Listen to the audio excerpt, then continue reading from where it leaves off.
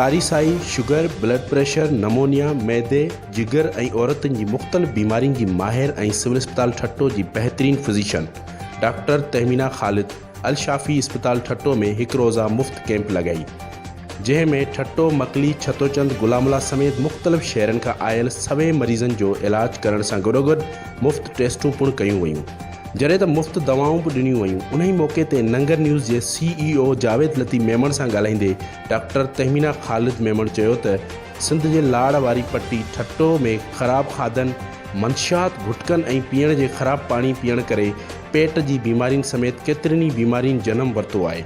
इन जो फोकस आहे अॼु जी कैंप में उहो शुगर जे पेशेंट्स जे लाइ आहे, ब्लड प्रेशर जे पेशेंट्स जे लाइ आहे, स्पेशली हिते अनकंट्रोल डायबिटीज़ इलाही आहे असां वटि। हिन जे अलावा कारी साई जा पेशेंट्स आहिनि, उन्हनि जी असां वैक्सीन बि करियूं पिया, स्क्रीनिंग बि करियूं पिया पेशेंट्स जी। त फालिज जा पेशेंट बि आहिनि असां वटि, जिगर जा पेशेंट आहिनि, मैदे जा, जेके बि आहिनि सभिनी बीमारियुनि ते। हिन चयो त कैंप लॻाइण जो मक़सदु ग़रीब लाचार मरीज़नि जो मुफ़्त इलाज करणु आहे। डॉक्टर तहमीना ख़ालिद मेमण चयो त ज़िले जे ॿियनि शहरनि में पिणु मुफ़्त कैंपूं लॻायूं वेंदियूं त जीअं ज़िले जे मुख़्तलिफ़ ॻोठनि ऐं शहरनि जे ग़रीब ऐं नादार मरीज़नि जो इलाज मुफ़्त करे सिहत जूं सहूलियतूं खेनि घरनि ताईं मुहैया कयूं वञनि।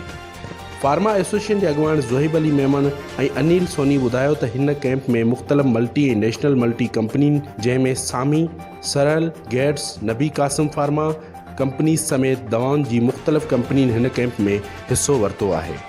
हिन कैंप में माशाल्लाह नेशनल ऐं मल्टीनेशनल कंपनी सभिनी पंहिंजो हिसो वरितो आहे। सैंपलिंग जे हवाले सां ॾिसो त पुअर पेशेंट्स इलाही आहिनि। अॼु कैंप करण जो मक़सदु इहो आहे त पुअर पेशेंट खे सपोर्ट थिए। ऐं हिन में सामी कंपनी आहे, सरल आहे, गेट्स आहे, जेनिक्स फार्मा आहे,